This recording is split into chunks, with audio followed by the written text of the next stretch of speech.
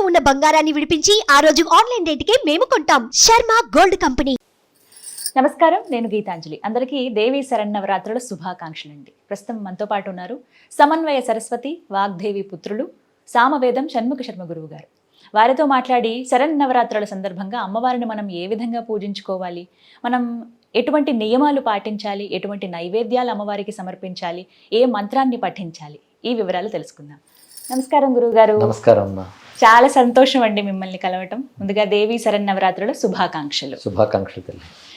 శరన్నవరాత్రులు ఎంతో వైభవంగా జరుపుకుంటాం. చాలా మందికి ఉన్నటువంటి సందేహం ఏమిటంటే అసలు అమ్మవారిని ఈ 9 రోజుల పాటు ఎలా కొలుచుకోవాలి అని మీ మాటల్లో ఉందాం అనుకుంటున్నాం. శరన్నవరాత్రులు ఒక విధంగా ఒక సంవత్సరానికి ఆరంభం వంటివి. ఎందుకంటే నక్షత్రాల్లో మొదటిది అశ్విని నక్షత్రం. అశ్విని నక్షత్రంతో ఉన్న మాసమే ఆశ్వీజ మాసం అని. అందుకే శరత్కాలం ఒక విధంగా ఒక సంవత్సరం, ఒక నూతన సంవత్సరం కింద భావన చేయాలి. మన వేదాల్లో కూడా జీవేమ శరదశతం నందామ శరదశతం అంటూ 100 శరత్తులు మనం జీవించాలి, 100 శరత్తులు మాట్లాడాలి అంట. మనం 100 వసంతాలు అంటూ ఉంటాం, 100 శరత్తులను కూడా వేదం చెప్పింది. అందుకే శరదృతువు ఒక ప్రారంభం వంటిది. ఇందులో మొదటి 9 రోజులు మనం చేసినట్లయితే సంవత్సరం అంతా ఆరాధించిన ఫలితం లభిస్తుంది. ఒక విశేషం. పైగా శరదృతువులో ఋతు మార్పుల్లో కాలంలో కొన్ని మంచి మార్పులతో పాటు విపరీత పరిణామాలు కూడా ఉంటాయి. వాటిని యమదంష్టికలు అంటారు. ఆరోగ్యపరంగా కానీ ఇంకా మరణపరంగా కానీ ఇలాంటివి హేతువులు ఎక్కువ ఉంటాయి. వాతావరణ మార్పుల్లో వీటిల్లో కొన్ని వైపరీత్యాలు ఉంటాయని వాటి నుంచి రక్షించడానికి కూడా పరాశక్తిని ఆరాధించాలి శరన్నవరాత్రులు అని చెప్తారు. అలా శరన్నవరాత్రులు ఆరాధన అనేది వేదకాలం నుంచి మనకి ఉన్నదమ్మా. అది అమ్మవారిని ఎలా అసలు పూజించాలి? ప్రధానంగా చిచ్చక్తి జగన్మాత, పరమేశ్వరుని యొక్క శక్తి చిచ్చక్తి, వారి ఉభయులకి అభేదం కనుక శక్తి ఆరాధన ఈ 9 రోజులు ప్రాధాన్యం అని చెప్తూ మనకి వేదము దాన్ని అనుసరించి ఆగమాలు కూడా చెప్తున్నాయి. అప్పటి నుంచి మనకి శక్తి ఆరాధన అనేది వచ్చింది. దేవి ఆగమాల్లో చెప్పిన ప్రకారంగా అమ్మవారి ఆరాధన అనేది వచ్చినది. అయితే ఈ 9 రోజుల్లోనండి పూజ చేసే విధానాలు చాలా వేరుగా ఉంటాయి. ముఖ్యంగా ఇళ్ళ గురించి మాట్లాడుకుంటే ఇళ్లలో చేసుకునే వాళ్ళు పూజ ఎలా అంటే పీఠం పెట్టుకుంటారు కొంతమంది. పీఠం పెట్టి చక్కగా కలశం పెట్టడం కావచ్చు. ప్రతిరోజు ఈ 9 రోజుల పాటు చేసే వాళ్ళు ఉంటారు. అసలు ఈ 9 రోజుల్లో ఎలా చేయాలనేది ఒక ప్రశ్న. మేము పీఠం పెట్టలేమండి, మాకు కలశం పెట్టడం కుదరదు, 9 రోజుల పాటు నేను చెయ్యలేను, అలాంటప్పుడు అసలు ఎలా అమ్మవారిని నేను కొలుచుకోవాలి అని అడుగుతూ ఉంటారు. ఆనవాయితీ అని ఒకటి ఉంటుంది మనకి. అంటే మన పూర్వ పరంపరల్లో ఏ విధంగా ఆరాధిస్తూ వచ్చారో దాన్ని అనుసరిస్తూ వెళ్ళడమే శ్రేష్టమని ధర్మసింధు లాంటి గ్రంథాలు కూడా మనకు తెలియజేస్తున్నాయి. అంటే మొదట పీఠం పెట్టే అలవాటు పూర్వంలో ఉంటే అది కొనసాగించవచ్చు, లేదా పీఠం పెట్టి అవన్నీ చేసే అవకాశం అందరికీ ఉండకపోవచ్చు. మన సంస్కృతిలో ఉన్న గొప్ప సౌకర్యం ఏంటంటే యథాశక్తి అని ఒక మాట ఉంది. వారి శక్తిని అనుసరించి వారు ఆరాధన చేస్తారు. పీఠం పెట్టి దీక్షగా 9 రోజులు చేసే పద్ధతులు చేయగలిగే వాళ్ళు చేస్తారు. అలాగే కొందరు యాగం చేస్తారు 9 రోజులు కూడాను. కొందరు జపము పారాయణ అంటే ఉపాసన సంప్రదాయాల్లో ఉన్నారనుకోండి, శక్తి ఉపాసనల్లో ఉన్నటువంటి వారు తప్పకుండా చేసి తీరాలి. ఉపాసన సంప్రదాయంలో ఉంటే మాత్రం దీక్షగా చేస్తారు ఈ 9 రోజులు. అంటే మంత్ర జపం చేయాలి, కలశంలో ఆవాహన చేసి పూజించడం. అలా శ్రీ విద్య లాంటివి ఉంటే కలశంతో పాటు శ్రీచక్రంలో కూడా ఆరాధన చేస్తారు.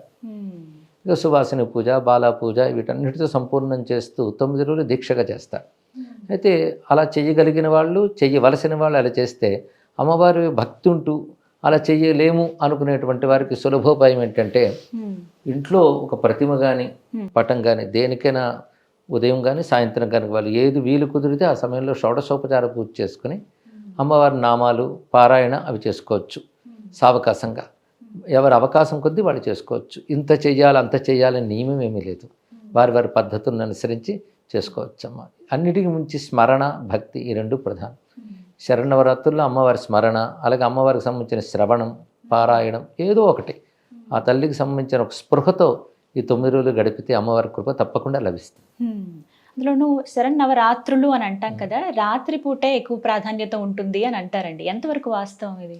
అంటే ఇది మనం పూజ ఏర్పాటు చేసుకునే విధానం. దాని కూడా శాస్త్రాలు ఏం చెప్తుందంటే ముందు సంకల్పంలో త్రికాల పూజ, ద్వికాల పూజ నువ్వే నిర్ణయించుకుంటారు. కానీ ప్రాతకాల పూజే చాలా ప్రధానం. ప్రాతకాలమే కలశస్థాపన ఇవన్నీ చేయడం చెప్తారు. చెప్పి వాళ్ళు ఉపవాసము లేదా నక్తము ఏకభక్తం అని 3 భాగాలు చేస్తారు. ఉపవాసం అంటే పొద్దుటి నుంచి ఏమి తినకుండా, అంటే ద్రవ పదార్థాలు ఫలాలు తీసుకుంటూ సాయంకాలం రాత్రి పూజ అయిన తర్వాత ఆహారం తీసుకుంటే నక్తం అంటారు. ఏకభక్తము అంటే పగలేమి తినకుండా రాత్రిపూట భోజనం చేస్తే అది మనకి రాత్రిపూట భోజనం కాదు, పగలు భోజనం చేసి రాత్రిపూట పలహారం చేస్తే ఏకభక్తం అని చెప్తారు. ఉపవాసంలో 2 పూటల్లో కూడా అన్నం జోలికి వెళ్లకుండా ఏమైనా వాళ్ళు తినగలిగిన పదార్థాలు తీసుకుంటూ దాన్ని ముందే ఏర్పాటు చేసుకోమన్నారు ఈ నియమాన్ని. అంటే పాడ్యమి నాటి నుంచి చేసేవాళ్ళు ఈ 9 రోజులు మేము ఇలా చేస్తాం అనే సంకల్పంలో చెప్పుకోవాలి. నేను నక్త వ్రతంతో, లేదా ఉపవాస వ్రతంతో, లేదా ఏకభక్త వ్రతంతో వాళ్ళ శారీరక పరిస్థితులు బట్టి అది నిర్ణయించుకోవాలి. ఆరోగ్యం కూడా ప్రధానం కదా, దాన్ని బట్టి ముందే నిర్ణయించుకుని దాని ప్రకారం చేసుకోవాలి. అందరూ ఒకేలా చేయాలని మాత్రం నియమం లేదు. కొంతమంది వ్రతంగా కూడా ఆచరిస్తూ ఉంటారు కదండి. శరన్నవరాత్రి వ్రతం అని కూడా అంటారు కదమ్మా. అంటే ఒక దీక్ష పట్టిన వారికి ఇది వ్రతం అవుతుందండి తప్పకుండా. శరన్నవరాత్రులు అందరికీ అనుసరణీయములే, అందరూ చేయవచ్చు. ఇందాక చెప్పినట్టు వారి పద్ధతుల్లో ఇక్కడ అమ్మవారిని ఆరాధన చేసేది, అప్పుడు అది వారికి వ్రతమే అవుతుంది ఇక్కడ. అయితే మంత్రదీక్ష ఉన్నవాళ్ళు, ఉపాసన ఉన్నవాళ్ళు తప్పకుండా ఈ 9 రోజులు దీక్షగా చేస్తారు కనుక వారికి ఇది వ్రతం కిందే లెక్కబడుతుంది. 9 రోజులు ఆ వ్రతంగానే చూడాలి. అయితే ఒకవేళ కుదరలేదండి అనుకునే వాళ్ళకి ఇంకా ఏమైనా ప్రత్యామ్నాయంగా చాలా ఏమైనా చక్కగా అవకాశం ఉన్నాయి ఉందా? మనకి. నవరాత్రులు చేయలేని వాళ్ళు పంచమి నుంచి నవమి వరకు చేయాలి అని చెప్పారు. అది సాధ్యం కాకపోతే మూలా నక్షత్రం నుంచి నవమి, అది కుదరకపోతే అష్టమి నవమి చేయమన్నారు. అది సాధ్యం కాకపోతే నవమి పూజ ప్రధానం, దశమి కాదు నవమి చాలా ప్రధానం. నవమి పూజ చేయాలి. త్రిరాత్ర వ్రతం అని అంటారు కదా గురువుగారు, అంటే ఏమిటండి? సప్తమి, అష్టమి, నవమి ఈ మూడింటికి కలిపి త్రిరాత్ర వ్రతం అంటారు. సాధారణంగా మనకి మూలా నక్షత్రం కూడా ప్రారంభంలో వస్తుంది సప్తమి నాడు. ఉదాహరణకి ఈ ఏడాది షష్ఠి నాడు మూలా నక్షత్రం వచ్చింది, తర్వాత సప్తం వస్తుంది, అష్టమి నవమి కలిపి ఒకే రోజున వచ్చాయి కనుక త్రిరాత్ర వ్రతం అక్కడి నుంచి కూడా సరిపోతుంది. మూలా నక్షత్రంతో ప్రారంభించి నవమితో పూర్తి చేయాలి. ఒక శ్రవణాంతే విసర్జయత్ అని ఒక మాట ఉన్నది, అంటే శ్రవణేన విసర్జయత్ అని వాక్యం కూడా కనబడుతుంది. శ్రవణ నక్షత్రంతో ఉద్వాసన చెప్పాలి. ఒక నవమి నాడే శ్రవణ నక్షత్రం ఉంటే ఆ రోజు ఉద్వాసన చెప్తారు. అయితే ఈసారి మనకి విజయదశమి నాడు శ్రవణ నక్షత్రం వచ్చింది కనుక 9 రోజులు పూజ చేసుకుని విజయదశమి నాడు ఉద్వాసన చెప్పచ్చు. మధ్యాహ్నానికి చెప్పుకోవాలి, మధ్యాహ్నానికల్లా చెప్తే సరిపోతుంది. ఇంకా విజయదశమి రోజే చేయాలి. సాయంకాలం మాత్రం దశమి సాయంకాలం ఉంటే సాయంకాల పూజ ఒకటి ఉంది, శమీ వృక్ష పూజ చేయాలి. అప్పుడు ఆరాధింపబడే అమ్మవారి పేరు అపరాజిత. జయ విజయ సమేత అపరాజితాదేవిని ఆరాధన చేస్తారు. అది ఈ విజయ ముహూర్తం పేరు విజయ. అది ఆ సంధ్యాకాలంలో దశమి ఉన్నప్పుడు ముహూర్తానికి విజయా ముహూర్తం అంటారు. ఇక్కడ ముహూర్తాలకు ఒక్కొక్క దానికి ఒక్కొక్క పేరుంది. రామాయణంలో కూడా వింద ముహూర్తం నాడు రావణాసురుడు సీతాదేవిని తీసుకువెళ్ళాడు అంటాడు జటాయు. ఆ ముహూర్తం పేరు వింద, ఈ ముహూర్తం పేరు విజయ. కానీ ముహూర్తం విజయదాయనైన ముహూర్తం కనుక విజయద శమి విజయదశమి, విజయాన్ని ఇచ్చే శమీ వృక్షం శమీ పూజన చేస్తారు. విజయదశమి అయిన ముహూర్తానికి కనుక ఆ సమయానికి పూజ చేస్తారు. అప్పుడు కలసి ఉద్వాసన అయిపోయినా పర్వాలేదు, సాయంకాలం పూజ శమీ వృక్షం దగ్గర చేయడం. ఇది విజయదశమి నాడు. అయితే ఈ నవరాత్రుల్లోనండి అమ్మవారిని అలంకారాల ప్రకారంగా పూజించుకోవాలా లేకుంటే నవదుర్గలుగా పూజించుకోవాలా అనేది చాలా మంది సందేహం. అసలు ఎలా పూజించాలి అమ్మ? 9 రోజుల్లో ఒక్కొక్క రోజు ఒక్కొక్క దుర్గా ఆరాధన అని ఎక్కడ శాస్త్రంలో లేదమ్మా. నవదుర్గల పేర్లు మాత్రం ఉన్నాయి. అదే ప్రథమం శైలపుత్రి ద్వితీయం బ్రహ్మచారి అని చెప్పబడుతూ మనకి దేవి మహాత్మ్య గ్రంథంలో కవచ భాగంలో చూపిస్తారు నవదుర్గల పేర్లు. ఈ నవదుర్గలతో ఉన్న శక్తి దుర్గని ఆరాధించడం 9 రోజుల్లో ఒక పద్ధతి. శ్రీ విద్యోపాసకులు లలితాదేవిగా 9 రోజులు ఆరాధన చేస్తారు. ఎక్కువ భాగం భారతదేశంలో జరుగుతున్నది ఏంటంటే మహాకాళి, మహాలక్ష్మి, మహాసరస్వతి స్వరూపిణిని 3 రూపాలను ప్రతిష్ఠ చేస్తారు. మనకి వంగదేశంలోను, ఉత్కళ రాష్ట్రంలో, మధ్యప్రదేశ్ నార్త్ సైడ్ అంతా కూడా పెద్ద పెద్ద పండాలు వేసి ఆ విగ్రహాలను పెడతారు. మహాకాళి, మహాలక్ష్మి, మహాసరస్వతి. మనం అనుకునే సరస్వతి, లక్ష్మి, దుర్గలు కావవి. ఈ మహాకాళి, మహాసరస్వతి, మహాలక్ష్మి అనేది దేవీ మహాత్మ్యం ఆధారంగా నిర్మించే మూర్తులు. అక్కడ మహాకాళి మధుకైటవ సంహారం చేసిన శక్తి మహాకాళి, మహిషాసుర మర్దనం చేసిన శక్తి పేరు మహాలక్ష్మి, శుంభ నిశుంభ సంహారం చేసిన తల్లి పేరు మహాసరస్వతి. ఈ 3 కూడా దుర్గ యొక్క రూపాలే. అందుకే ఇవి ప్రధానంగా ఈ 3 రూపాలను పెడతారు. ఇవి మనకి దేవీ మహాత్మ్యం చండీ సప్తశతిలో ప్రథమ చరిత, మధ్యమ చరిత, ఉత్తమ చరిత అని ఈ 3 చరిత్రలు ఉంటాయి. చివరి అధ్యాయంలో అమ్మవారు మరొక 9 రూపాలు చెప్తారు. అవి శాకంభరి, నందాదేవి, భ్రామరి రూపాలు. వాటిని కూడా అక్కడ ఆవాహన చేసి పూజించాలి. ఈ విషయం అంతా కూడా మనకి ఆగమాల్లో వైకృతిక రహస్యం, మూర్తి రహస్యం అనేటువంటి భాగాల్లో మూర్తులను ఎలా పెట్టాలి, ఏ దేవతని ఎలా ఆవాహన చేయాలి, ఎలా పూజించాలన్న పద్ధతి ఉంది. అది శరత్కాలంలో చేయడం విశేషమని కూడా ఆ శాస్త్రంలో చెప్పారు. దేవీ మహాత్మ్యం చివరి అధ్యాయంలో అమ్మవారి స్వయంగా శరత్కాల పూజ చేసి ఇది పారాయణ చేసి హోమం చేస్తే నేను ప్రీతి చెందుతాను మాట ఉంది. దాన్ని అనుసరించే మన దేశంలో అనేక చోట్ల ఈ 3 మూర్తులను పెడతారు. ఆ క్రింద కూడా కొన్ని మూర్తులు ఉంటాయి, మనం పరిశీలించగానే పెడతారు. ఇది పెట్టి మళ్ళీ కలశ స్థాపన కూడా చేస్తారు. మూర్తి యందు కలశమనందు పూజ జరుగుతుంది. అదే సమయంలో బాలా పూజ, సువాసిని పూజ, వాళ్ళు కుమారి పూజ అంటారు దుర్గారాధనలో. శ్రీ విద్యలో బాలా పూజ అంటారు. ఆ కుమారి పూజ చేస్తారు, సువాసిని పూజ చేస్తారు సమయంలో. అంటే అమ్మవారిని విగ్రహంలో, ప్రతిమలో, స్త్రీమూర్తి యందు అంటే కలశంతో పాటు ఇన్ని విధాలుగా ఆరాధన చేస్తారు. అదే యంత్రారాధన వల్ల యంత్రమనందు కూడా ఆరాధన చేయడం కనబడుతుంది. ఇలాగా ఆరాధించడం మన దేశమంతా మనకు కనబడుతున్నదమ్మా. ఇది ఒక పద్ధతి. అది అలాగే శ్రీ విద్యా సంప్రదాయాలు ఉన్నటువంటి వారు కలశం పెట్టుకుని శ్రీచక్రంతో పాటు ఆరాధన చేస్తారు. వాళ్ళు సువాసిని లలితాదేవిగా భావిస్తారు. ఇక కుమారి బాలా త్రిపుర సుందరిగా ఆరాధింపబడుతుంటుంది. ఇదొక పద్ధతి. ఇక అలంకారాలు అంటారా, అది మనకి శాస్త్రాల్లో చెప్పబడలేదు. ఈరోజు ఈ రూపం అనే వర్ణన ఎక్కడా లేదమ్మా. అంటే ఖచ్చితంగా లేదు. మొత్తం మీద పరాశక్తిని ఆరాధించడం ప్రధానం. అది దుర్గా రూపం కావచ్చు, లలిత కావచ్చు, అన్నీ కలిపి ఒకే అమ్మవారు. ఇన్ని రూపాలు ఆ తల్లివే, ఆ జగన్మాత, ఆవిడని ఆరాధించడం అని. అయితే ఈ అలంకారాల పద్ధతి ఎక్కడొచ్చాయంటే ఆలయాలు బట్టి వచ్చింది. ఉదాహరణ మన విజయవాడలో కనకదుర్గ అమ్మవారు, అక్కడ అనూచానంగా మనకి 9 రోజులు ఒక్కొక్క అలంకారం వేస్తారు. 10వ రోజు కూడా రాజరాజేశ్వరి రూపం ఉంటుంది. ఇలాగ అక్కడ చేస్తారు కనుక తెలుగునాట అందరూ కూడా వాటిని అనుసరించి ఆ రోజును పూజించాలి అని పూజిస్తూ ఉంటారు. అలాగే భద్రకాళి ఆలయం ఉంది మనకి తెలంగాణలో, అక్కడ మళ్ళీ వేరే రకాల అలంకారాలు ఉంటాయి వరంగల్లో. అది మంచి పద్ధతి. ఇది ఆలయాల్లో అది చూపించడం చాలా మంచిదే. ఇందులో మరొక భావం ఉంది. ఒకే దేవతకి రోజుకో రూపం వేస్తున్నాం అంటే అర్థం ఏంటి, ఇన్ని రూపాలు ఒకే తల్లి ధరించిందని ఒక అద్భుతమైన భావం మనకి కలుగజేస్తున్నారు. తద్వారా ఆ మూర్తులను కూడా మనం ఉపాసించడం జరుగుతుంది. కానీ మన ఇళ్లలో అలా చేసుకోవాలని అక్కడే లేదు. ఇక నవదుర్గల్ని విడివిడిగా పూజించడం అనేది లేదు. కొన్ని సంప్రదాయాల్లో ఒక్కొక్క రోజు ఒక్కొక్క దుర్గని స్మరించడం జరుగుతుంటుంది. నవదుర్గలకి నవరాత్రులకి సంబంధం చూపిస్తారు, కానీ అటువంటి సంబంధం ఎక్కడ కనబడదు. అయితే నవదుర్గా స్మరణ మాత్రం దేవి ఆరాధనలో ప్రతిరోజు ఉంది. ఈ 9 రోజుల్లోనూ శైలపుత్రి మొదలుకొని చివరికి సిద్ధిదా ప్రోక్త వరకు కూడా 9 దుర్గల స్మరణ మనకు కనబడుతుంది. కానీ ఒక్కొక్క రోజు ఒక్కొక్క దుర్గకి అని మాత్రం ఎక్కడ కనబడదు. ఎలా కొలిచినా ఏదైనా అమ్మే, చివరికి అమ్మవారికి అంటారు. వారి శక్తి అనుసారం, వారి శ్రద్ధానుసారం హాయిగా కొలుచుకోవచ్చు. ఇది పూజించే క్రమంలోనండి ఇంటి దగ్గర అసలు ఏమేమి మంత్రాలు, శ్లోకాలు పఠించాలి అనేది. ఎందుకంటే ప్రతిసారి అయ్యగారు ఎవరు అందుబాటులో ఉండరు, ఒక్కళ్ళే చక్కగా పూజ చేసుకుంటారు. ఒకవేళ 4-5 కలిసి చేసుకున్నా ఏ మంత్రాలు పఠించాలి, దేవి స్తుతి చదవాలా, ఖడ్గమాల చదవాలా, లక్ష్మీ అష్టోత్తరం చదవాలా, లేకపోతే దుర్గాదేవి అష్టోత్తరం చదవాలా, ఇలా చాలా మందికి ఒక సందేహం అండి. వివరించండి గురుగారు. చాలా బాగుంది. సాధారణంగా మంత్రాలు, వాటికి సంబంధించిన కవచాలు, వీటి జోలికి మాత్రం ఉపదేశం లేకుండా వెళ్ళకూడదమ్మా. మంత్ర సంబంధమైనవి ఏవి చేసినా మంత్రోపదేశం ఉంటేనే చేయాలి. అవి లేకుండా బీజాక్షరాలు ఇవన్నీ చేసేరాదు. స్తోత్రాలు మాత్రం మనకి ఋషులు అందరి కోసం అనుకూలంగా చాలా ఇచ్చారు. అది వాళ్ళ ఇచ్ఛానుసారం చేసుకోవచ్చు. లక్ష్మీ అష్టోత్తర శతనామం ఉంది, సరస్వతీదేవి ఉంది, గౌరీ ఉంది, 3 కలిపి చేసుకోవచ్చు. ఇక 9 రోజులు ఉన్నా కనుక ఒక్కొక్క రోజు వాళ్ళు ఎంపిక చేసుకోవచ్చు, చేసుకుని కూడా ఆరాధన చేసుకోవచ్చు. ఇక సహస్రనామ స్తోత్రాలు చాలా ఉన్నాయి, చేసుకోవచ్చు. ఈ ఖడ్గమాలు లాంటివి అంటారు, అవి శ్రీ విద్యకి అంగములు. అవి ఆ మంత్రం ఉన్నప్పుడు ఖడ్గమాలు చేసుకోవచ్చు, లేనప్పుడు ఖడ్గమాల వదుల అవసరం కూడా లేదు. సహస్రనామ స్తోత్రాలు చేసుకోవచ్చు. అలాగే దేవీ మహాత్మ్యం ఏదైతే చండీ సప్తశతిని ప్రసిద్ధి చెంది ఉందో దానికి అర్గళ, కీలకము, కవచం అనుకున్న అంగములు తంత్రశాస్త్రం బట్టి వచ్చాయి. అది ఆ ఉపదేశం ఉన్న వాళ్ళు చేయొచ్చు. ఉపదేశం లేని వాళ్ళు దేవీ మహాత్మ్యంలో అద్భుతమైన స్తోత్రాలు ఉన్నాయి. పైగా అమ్మవారిని తలంచుకుంటే ఆనందం కలిగేటంత మంచి స్తోత్రాలు ఉన్నాయి. భక్తి ఉంటే చాలు, ఆ భక్తితో ఆ స్తోత్రాలు చదువుకోవచ్చు. 13 అధ్యాయాల గ్రంథం అది.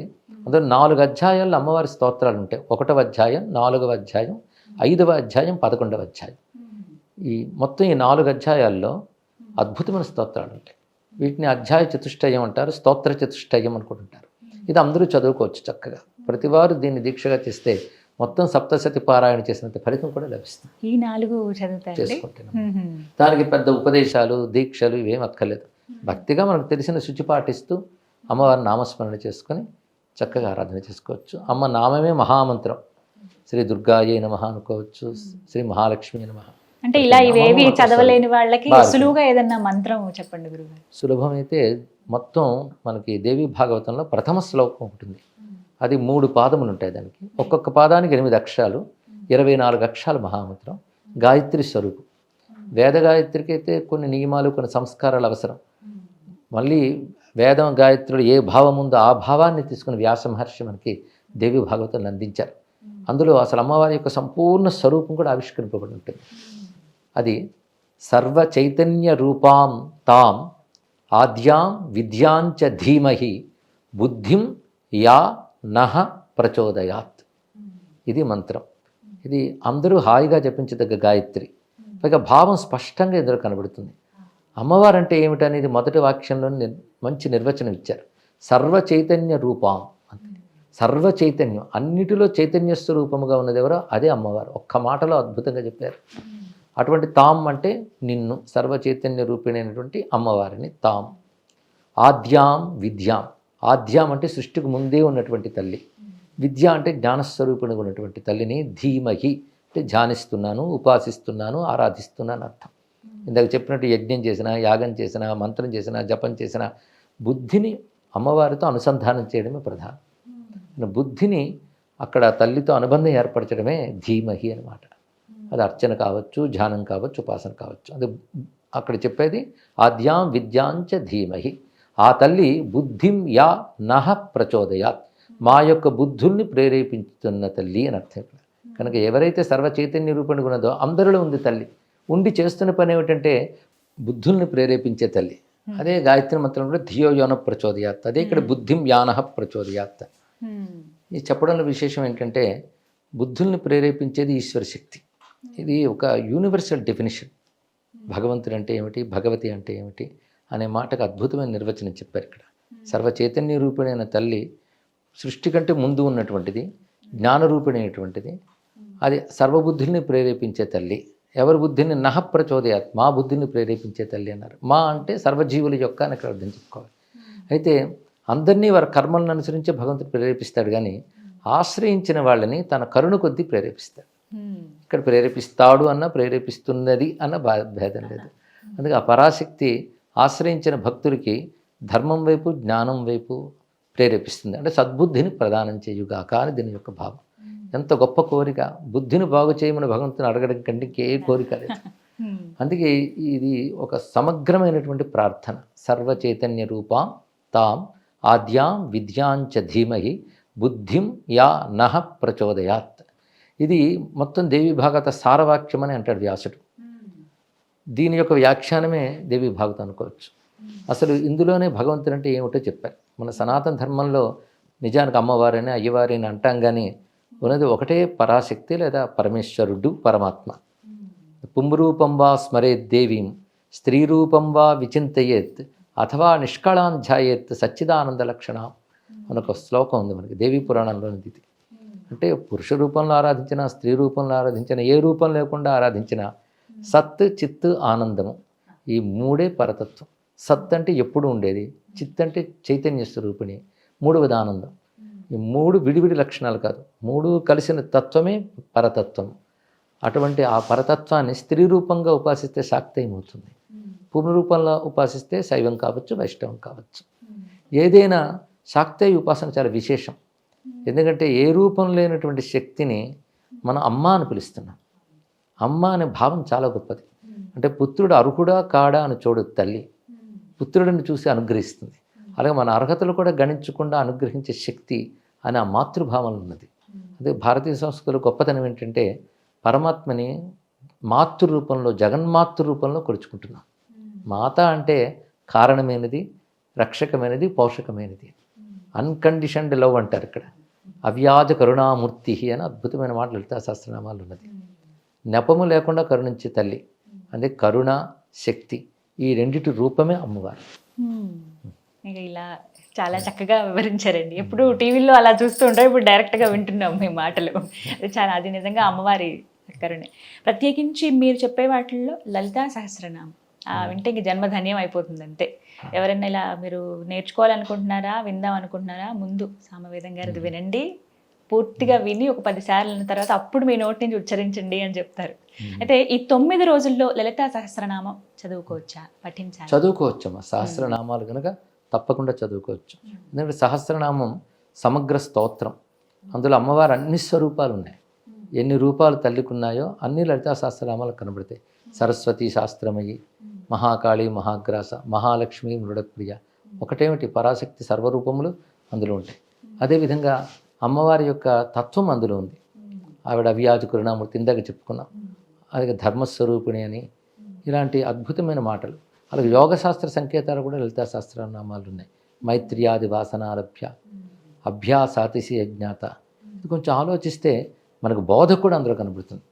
అంటే మైత్రి, కరుణ, ముదిత, ఉపేక్ష లాంటి మంచి మానవీయ గుణాలు ఉంటేనే అమ్మవారి అనుగ్రహం లభిస్తుంది. అభ్యాస అతిశయ జ్ఞాత అంటే ఎక్కువ అభ్యాసం చేస్తే లభిస్తుంది. అభ్యాసం లేని ఊరికని కబుర్ల వల్ల ప్రయోజనం ఉంది. సాధన చక్కగా చేసిన వాళ్ళకి లభించే తల్లి అని. అలాగే ధ్యానగమ్య, జ్ఞానగమ్య, వీటిలో ధ్యానము, జ్ఞానము అవసరము అనే విషయం కూడా ఉంది. అలాగే వేదాంత శాస్త్ర రహస్యాలు చాలా ఉన్నాయి. అదొకటి యోగశాస్త్ర రహస్యాలు, వేదాంత శాస్త్ర రహస్యాలు, మంత్రశాస్త్ర రహస్యాలు, అమ్మవారి యొక్క మహిమ, ఇన్ని ఒక్క స్తోత్రంలో అద్భుతంగా సమకూర్చారు. అందుకే దానికి అంత ఉత్కృష్ట స్థానం ఉంది. ఎప్పుడైనా సహస్రనామ విద్య చాలా విశేషం. విష్ణు సహస్రం ఉన్నట్టే అమ్మవారి అనేక సహస్రనామాలు ఉన్నాయి. లక్ష్మీ సహస్రం ఉంది, సరస్వతి సహస్రం ఉంది. సహస్రనామమే సంపూర్ణంగా దేవతాతత్వాన్ని ఆవిష్కరిస్తుంది. అందుకే సహస్రనామ స్తోత్రాలు చదువుకోవచ్చు ఈ 9 రోజుల పాటు. నియమంగా ఈ సమయం అంటూ పెట్టుకోవచ్చా అండి? ఇప్పుడు సాయంత్రం పూట సాధారణంగా వింటూ ఉంటాం. సాయంకాలం కూడా చేసుకోవచ్చు. త్రిసంధ్యలో ఎప్పుడైనా ఆరాధించవచ్చు. అయితే శాస్త్రంలో ఒక మాట ఉంది, రుద్ర హృదయోపనిషత్తును ఉపనిషత్తులో, రుద్రో దివా ఉమా రాత్రి తస్మై తస్యై నమో నమః. పగలు ఈశ్వర స్వరూపము, రాత్రి శక్తి స్వరూపము. పగలు రాత్రిలాగే శివశక్తులు ఇద్దరు ఉంటారు అని ఒక మాట ఉంది. అందుకే శక్తి రాత్రి ప్రధానంగా కనబడుతుంటుంది. అందుకే రాత్రి ఆరాధన అనే మాట మనకు వచ్చింది. రాత్రి కూడా ఆరాధించాలి. అందుకని రాత్రి మాత్రమే ఆరాధించాలి మాత్రం లేదు ఇక్కడ. రాత్రి ఆరాధన, రాత్రి అనేది యోగశాస్త్ర పరిభాషలో కూడా అంతర్ముఖ స్థితికి, ఏకాంతానికి, యోగానికి సంకేతం. అలాంటి స్థితిలో ఆరాధించడం రాత్రి ఆరాధన అని చెప్పడం. గురుగారు, నవరాత్రుల్లో అమ్మవారి పూజలో ప్రత్యేకించి నైవేద్యాలకు చాలా ప్రాధాన్యత ఉందండి. ఒక్కో రోజు ఒక్కో నైవేద్యం అమ్మవారికి సమర్పిస్తూ ఉంటాం. అలాగా ఈ రోజున ఈ విధంగానే అమ్మవారికి పెట్టాలి. లక్ష్మీదేవి అనగానే పూర్ణాలు ఆవిడ చక్కగా ఇష్టపడతారు. శరన్నవరాత్రుల్లో 9వ రోజు, నవమి రోజు, ఆ రోజు అమ్మవారికి అల్లపు గారెలు పెట్టాలి అని ఇలా ఒక్కొక్కటి నేను విన్నానండి. ఇది ఎంతవరకు వాస్తవం? ఇలా ఒక్కొక్క రోజు ఒక్కొక్క నైవేద్యం పెట్టాలి అమ్మవారికి అంటే వీళ్ళు చెప్పిన ఒక్కొక్క రోజు నైవేద్యం నిజంగా అమ్మవారికి నైవేద్యానికి తగినవే, అందులో సందేహం లేదు. కానీ ఈ రోజు ఈ నైవేద్యం పెట్టాలని ఎక్కడా శాస్త్రంలో లేదు. అంటే అమ్మో వేరేది వండకూడదేమో అనే భావనలో చాలా మంది ఉండిపోయారండి. అది వారికి వారు కల్పన చేసుకున్నారు అంతవరకే, అంతకు తప్ప ఈ రోజు ఈ నైవేద్యం లేదు. అయితే ఒకటి మనకి దేవి భాగవతాది గ్రంథాల్లో పాడ్యము నుంచి పూర్ణిమ వరకు ఒక్కొక్క రోజు ఆ తిథుల ప్రకారంగా, దేవత ప్రకారంగా దానికి ఇవ్వవలసినటువంటి నైవేద్యాలు చెప్పారు. దానికి దీనికి సంబంధం లేదు. ఒక రోజున పటిక బెల్లం పెట్టమంటాడు. పటిక బెల్లం నివేదన చేసి అది దానం చేస్తే విశేషం అంటారు. అలా ఒకరోజు పెరుగు నైవేద్యం పెట్టి ఇస్తే మంచిది అని చెప్పారు ఆ తిథికి సంబంధించి. దాని నవరాత్రుల సందర్భంగా చెప్పలేదు. మామూలుగా పాడ్యము నుంచి పూర్ణిమ వరకు నైవేద్యాలు. అది వండిన పదార్థాల కంటే అందులో వండనివి కూడా ఉన్నాయి. పళ్ళు, పెరుగు, పటిక బెల్లం లాంటివి కూడా చెప్పారు. కానీ ఈరోజు ఈ నైవేద్యం పెట్టాలని మాత్రం ఎక్కడ నియమం లేదమ్మా. అది ఇప్పుడు ఇందులో 9 రోజుల్లో చెప్పే ప్రతి ఆహార పదార్థం అమ్మవారి ఏ రూపానికైనా ప్రీతిపాత్రమైనవి, అన్ని సాత్వికమైనవి అన్నీ కూడా. పాలతో చేసేవి. అయితే మనకి లలితా సహస్రనామాల్లో పాయసాన్న ప్రియ, ముద్గౌదనాసక్త చిత్త, గుడాన్న ప్రీత మానస ఇవి కనబడతాయి. అవి మనలో ఉన్న షట్చక్రాలకి ఒక్కొక్కరు అధిష్టాన దేవతకు ఉంటారు. వారికి ప్రీతిపాత్రమైన ఆహారంగా చెప్పారు.